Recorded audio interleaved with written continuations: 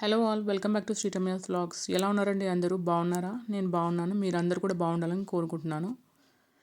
ఈరోజు రెగ్యులర్గా చేసుకునే చికెన్ కర్రీ కాకుండా ఇది కొంచెం ఫ్రై పీస్ చికెన్ కర్రీ లాగా చేస్తున్నానండి. ఈ ప్రాసెస్ మీతో షేర్ చేస్తున్నాను. దీనికి ముందుగా మనము చికెన్ కడిగి శుభ్రం చేసుకోవాలి. తర్వాత ఒక 2 టీ స్పూన్స్ కారం, 2 టీ స్పూన్స్ ఉప్పు, ఒక 1 టీ స్పూన్ ధనియాల పొడి, గరం మసాలా, ఒక టీ స్పూన్ పసుపు, ఒక నిమ్మకాయ జ్యూస్ చేసి పెట్టుకోవాలి.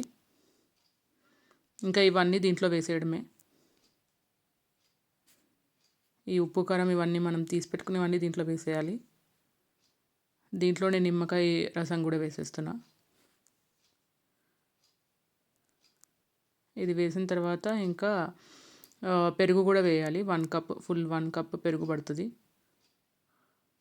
పెరుగు కూడా దీంట్లో వేసేయాలి. వేసి ఇదంతా మంచిగా మిక్స్ చేసుకోవాలి.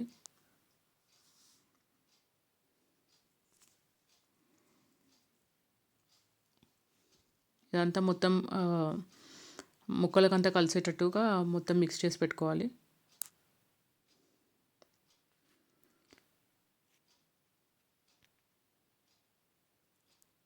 నేను ఒక చేతితో షూట్ చేస్తూ ఒక చేతితో ఇంగ్రీడియంట్స్ కలుపుతూ అల్లం వెల్లుల్లి పేస్ట్ వేయడం మర్చిపోయాను. సో ఇప్పుడు గుర్తొచ్చిందనమాట. సో 2 టీ స్పూన్స్ అల్లం వెల్లుల్లి పేస్ట్ వేయాలి. అల్లం వెల్లుల్లి పేస్ట్ వేసి ఇంకా ఒకసారి కలిపేసి పక్కన పెట్టుకోవాలి. తర్వాత ఇంకా ఆయిల్ దీంట్లో ఎక్కువనే పడుతుంది, ఫ్రై పీస్ చికెన్ కర్రీ కాబట్టి. ఇంకా ఆయిల్ కొంచెం హీట్ అయిన తర్వాత ఇంకా కొన్ని ముక్కలు మనము ఇంకా ఫ్రై చేసుకోవడమే. దీంట్లో కొంచెం కొత్తిమీర, పుదీనా, కరివేపాకు అన్నీ ఇట్లా చిన్న కట్ చేసుకొని దాంట్లో వేసి ఒక్కసారి మిక్స్ చేసుకోవాలి. ఇంకా అన్నీ కొంచెం వెడల్పుది ఏదన్నా కడాయి తీసుకోవాలి. అప్పుడైతే మనకు కొంచెం అన్ని ముక్కలు అడుగు అంతే కాబట్టి తొందరగా మనకు వేగుతుంది.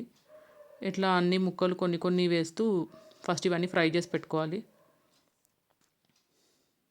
ఇవన్నీ ఫ్రై అయినాయన్నీ ఇట్లా ఒక ప్లేట్లో తీసుకొని పెట్టుకోవాలి. నేను తీసుకున్న కూరకు నాకు 2 సార్లు చేయాల్సి వచ్చింది. తక్కువ క్వాంటిటీ అయితే ఒకటేసారి సరిపోతుంది. నేను ఇది సెకండ్ టైం వేశాను. ఇదంతా ఫ్రై చేసుకున్నాక ఒక ప్లేట్లో తీసి పక్కన పెట్టుకోవాలి. ఇది ఇలాగే కూడా ఆనియన్ తోటి తినేసేయచ్చు. ఇలా ఆనియన్ తోటి కూడా సర్వ్ చేసుకోవచ్చు. అండ్ ఇప్పుడు కర్రీ ప్రాసెస్కి వెళ్ళిపోతే ఇంకా మనము 2 ఉల్లిపాయలు, 4-5 పచ్చిమిర్చి ఇవన్నీ వేగిన తర్వాత మనం ఇప్పుడు మ్యారినేట్ చేసుకున్న దాంట్లో ఈ గ్రేవీ అలాగే ఉంటుంది కదా, మనం పెరుగు అవన్నీ కలుపుకున్నాం, అది దీంట్లోనే వేసేసి ఇంకా మనము కొంచెం అది మసిలిన తర్వాత ఇంకా మనము ఈ ముక్కలన్నీ కూడా దీంట్లోనే వేసేయాలి.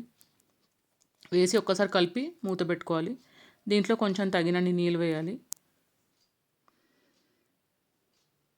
నీళ్ళు వేస్తే ఇట్లా కొంచెం మంచిగా అది ఎక్కువ టైం ఏం పట్టదు, ఎందుకంటే చికెన్ ఆల్రెడీ మనం ఫ్రై చేసాం కాబట్టి ఆల్రెడీ ఉడికిపోయి ఉంటుంది.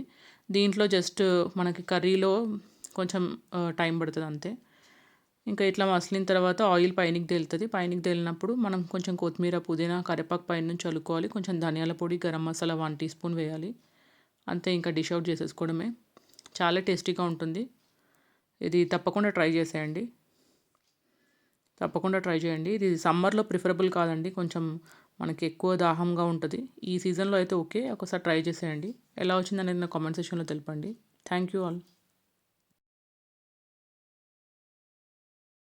మీకు కనుక నా వీడియోస్ నచ్చితే ప్లీజ్ సబ్స్క్రైబ్, పక్కనే ఉన్న బెల్ ఐకాన్ క్లిక్ చేయండి. అండ్ నోటిఫికేషన్స్లో ఆల్ అని క్లిక్ చేస్తే నేను వీడియో పెట్టగానే మీకు వెంటనే నోటిఫికేషన్ వచ్చేస్తుంది.